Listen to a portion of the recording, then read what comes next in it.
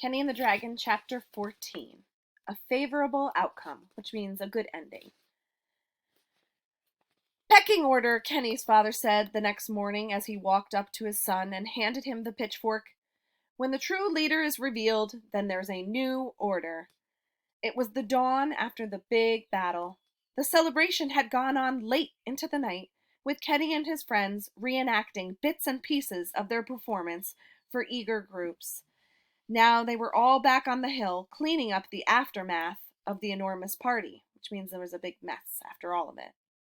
Of course, Porky's dad was nowhere to be found, but Porky was there. He turned out to be just as excited to see a real live dragon as Kenny had been, commenting that Graham seemed much hairier and scruffier than he had imagined. In fact, several of Kenny's classmates, along with Charlotte, had arrived to help tidy up the hilltop. "Last night was a blast," Charlotte said, dropping the hilt from a broken toy sword into a garbage can. Fluttering her eyes and putting the back of her paw on her forehead, she continued, "I've always wanted to be a damsel in distress." The little buck smiled. "Ho, bantling," Graham said, sweeping his cave entrance. "It looks like George is back, and with a few friends." He pointed to the road, and there was the king's royal procession heading their way. Kenny's mother and father joined their son as the coach reached the summit of the hill. The king was here to see them. The young knights flanked the carriage as the driver hopped down and opened the door. Out came the jester, the royal sons, George, and finally the king himself. "Kenneth Rabbit," the king said as he approached the lad, "I had to stop by and speak with you before we head home." There he is, the king.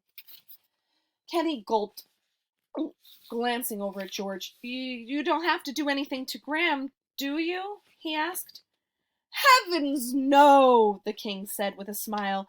"I want you, all of you," he gestured to the group, "to come to my palace and give your performance for the royal court."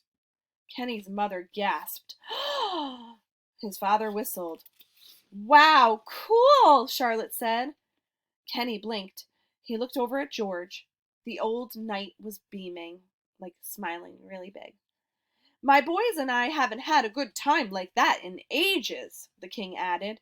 "And George tells me this was all your doing. So what do you say, lad?" Kenny turned and looked up at the dragon. "Sounds good to me. Graham, what do you think?" Graham looked down at everyone, smiled his toothy grin, and said, "You know, those royal cooks can make desserts you didn't even know existed. Have you ever tasted Austrian lattice pie?" And the last part of the story we'll save for later.